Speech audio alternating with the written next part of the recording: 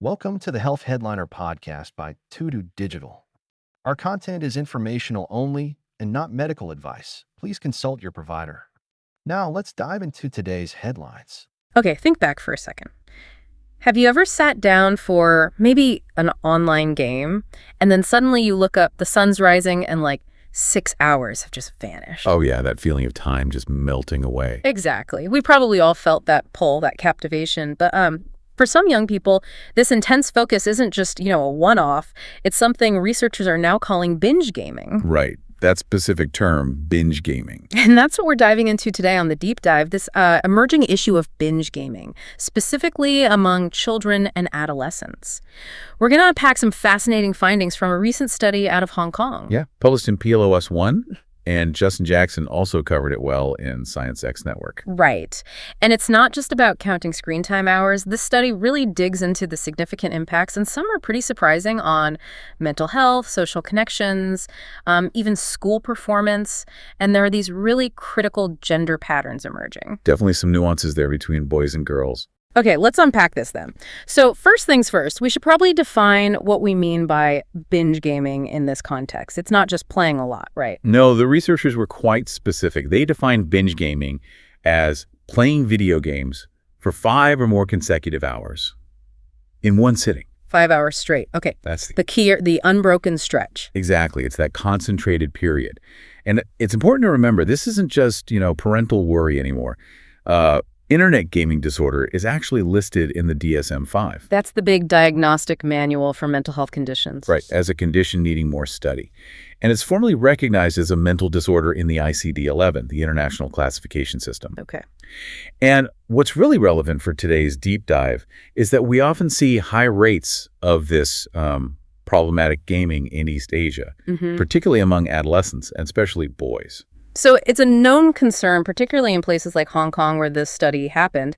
But you're saying that binge gaming, that specific 5-hour definition, hadn't really been studied empirically in kids and teens before this. That's right. There was a bit of a gap. Despite knowing about gaming disorder, the specific pattern of binging in this younger group wasn't well understood. So this study really aimed to fill that gap. And how did they go about it? What was the main goal? Well, their objective was pretty clear. They wanted to see how common binge gaming actually is, the prevalence. Then look at the consequences for social life, schoolwork, mental health, and crucially, to see if there were differences between boys and girls. Okay. And they really stress this is the first empirical look specifically at binge gaming in this age group. So the findings are quite foundational, really. This sounds like a pretty big undertaking. Who actually took part, and how do you even get this kind of info from kids and teenagers? Yeah, they did a large school-based survey across Hong Kong. They managed to get data from 5 primary schools and 4 secondary schools. Okay, so a mix of ages. A good mix. The total cohort was 2,592 students. Pretty balanced, actually about 1,400 boys and just under 1,200 girls. And the average age was around 12. So definitely focused on that adolescent and pre-adolescent stage. 12 years old. Wow. That's quite young for some of these issues. How did they measure things? Did they just ask them, do you binge game? Well, the core question was pretty direct, yeah. They had the students fill out questionnaires in the classroom, self-administered.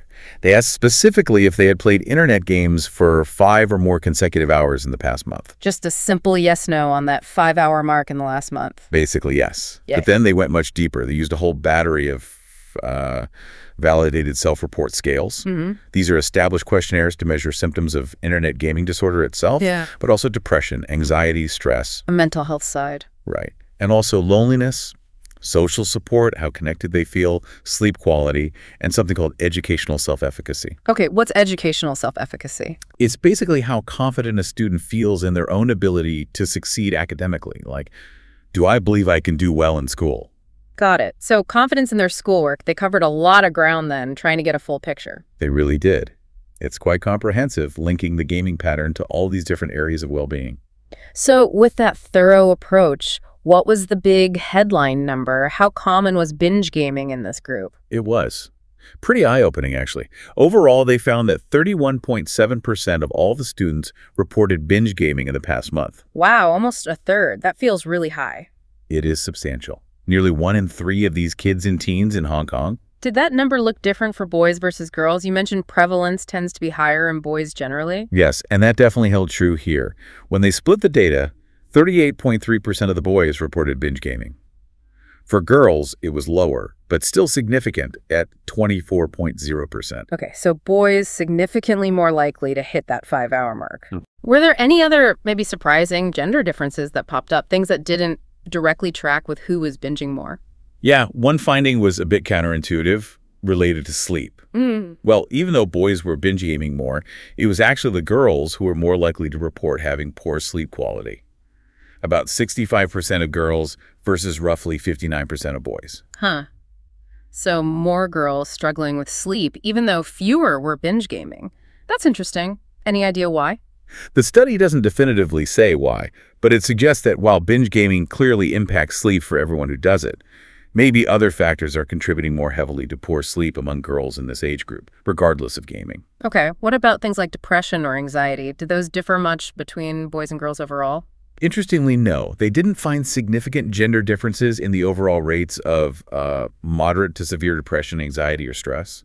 The baseline levels seemed fairly similar. Right. But even if the baseline rates were similar, the impact of binge gaming itself, that was negative across the board, right? For both boys and girls who binged compared to those who didn't. Oh, absolutely. The general pattern was very clear. With a boy or girl, you were a binge gamer, you showed significantly higher levels of internet gaming disorder symptoms, obviously, but also higher depression, anxiety, and stress. Makes sense. And on top of that, poorer sleep quality and that lower educational self-efficacy, less confidence in school, that was consistent compared to kids who didn't binge game.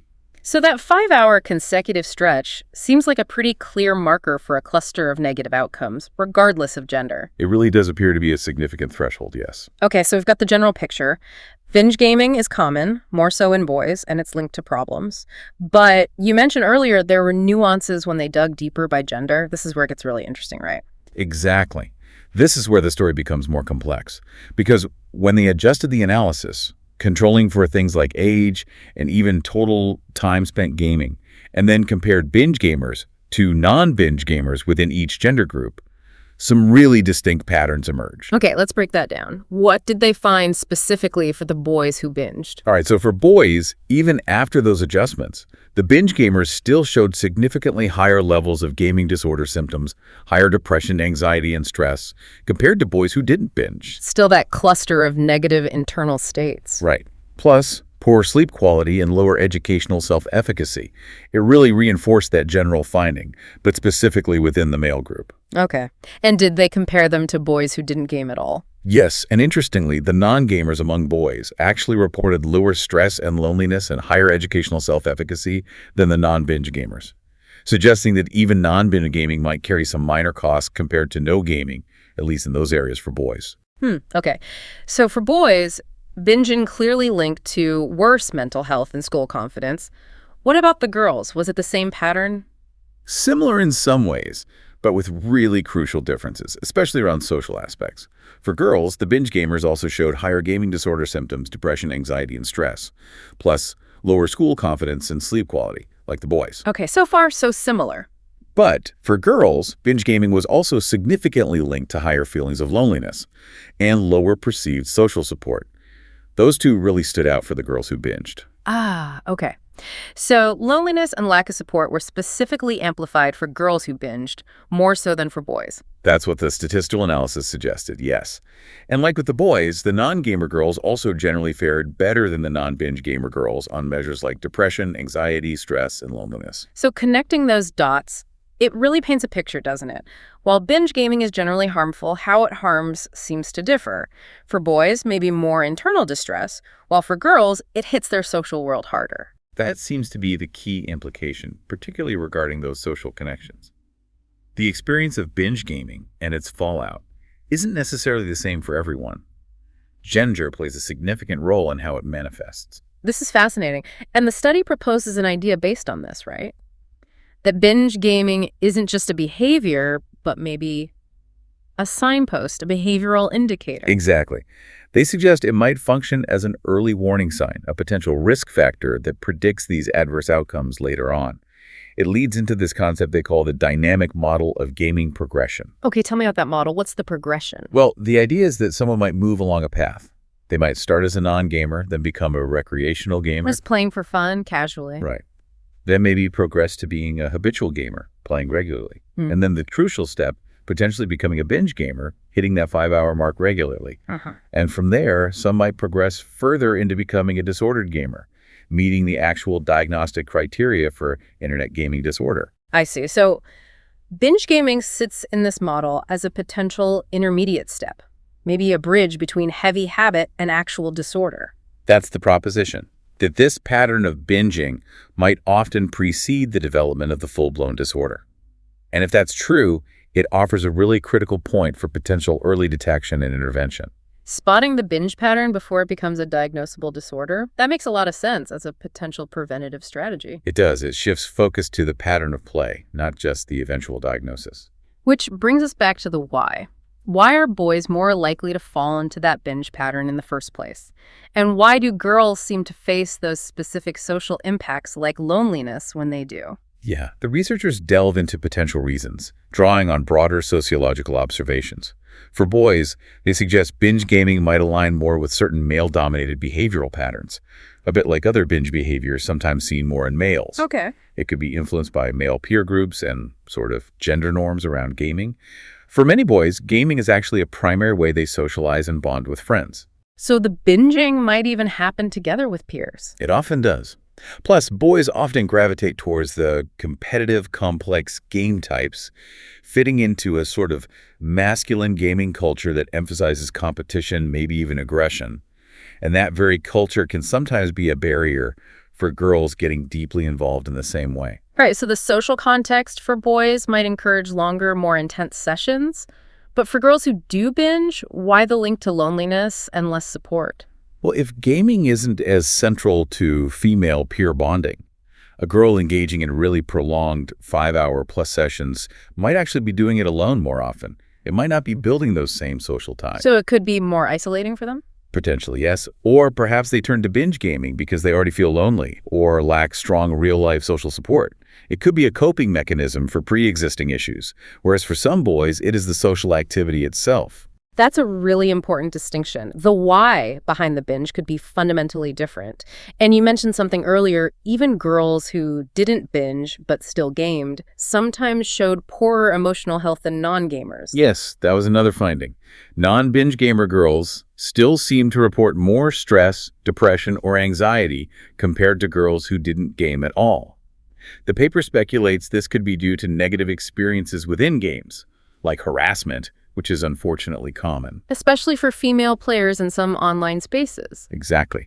Or it might reflect a broader tendency for adolescent girls to report higher emotional challenges in general, and gaming might be used as an escape, even if it's not hitting that binge threshold. Okay, so these patterns are really complex. Given all this, what are the practical takeaways? If the pattern of gaming, like binging, is so crucial, what should parents, educators, or even young people themselves do with this information?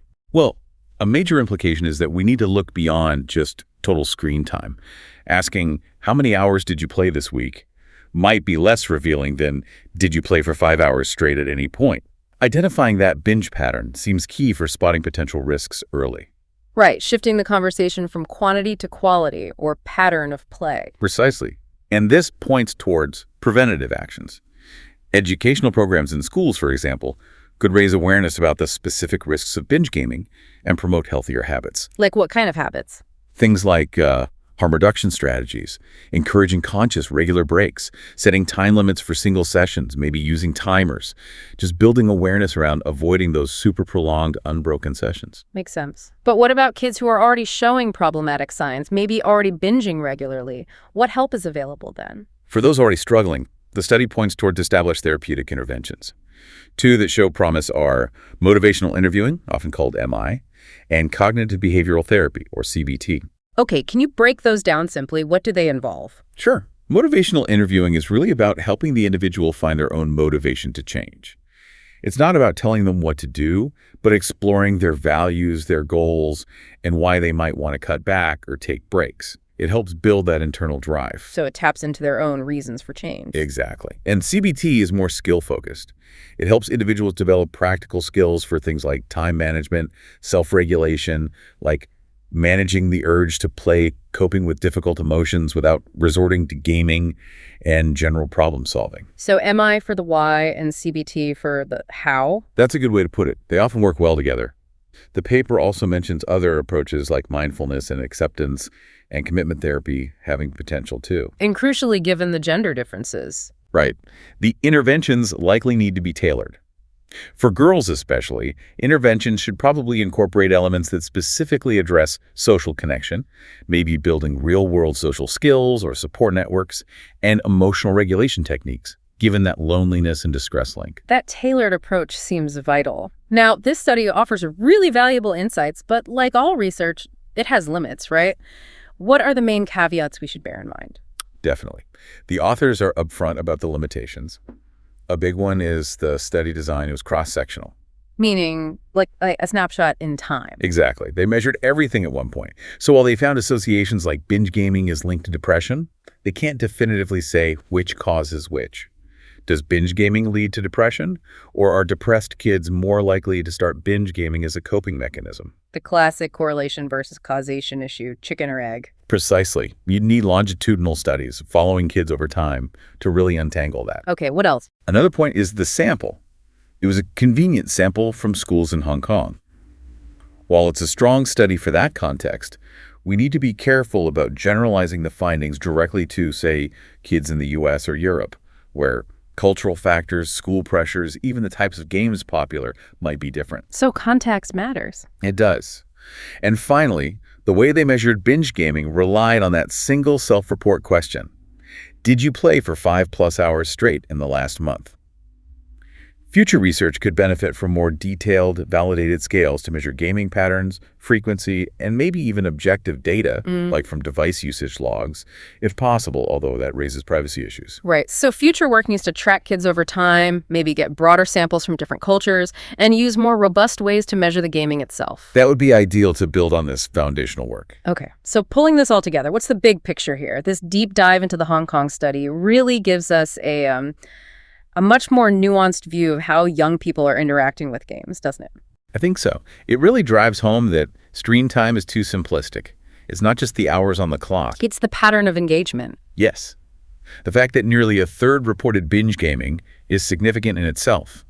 Then you add the clear links to poorer mental health, potential academic impacts, those sleep issues. And especially those critical differences in how it seems to affect boys versus girls, particularly around social well-being for girls. It highlights an issue that really needs our attention, and probably a more sophisticated approach than just setting simple time limits. So this deep dive really hammers home that point. Screen time isn't just about the clock, it's truly about how we engage. The next time you, or maybe a young person you know, gets really caught up in a game, maybe think beyond just the hours passing. Consider the pattern of that play. Could that long session, that binge, be a kind of silent signal? Exactly. Could it hint that something deeper might be going on? And what small steps could maybe be taken, not necessarily to eliminate gaming, but to ensure these digital worlds enhance well-being rather than hindering it? It's definitely a question worth exploring. One game session at a time. Thanks for tuning in to the Health Headliner podcast by To Digital. Like and subscribe for more health news and breakthroughs. Stay healthy and informed. See you next time.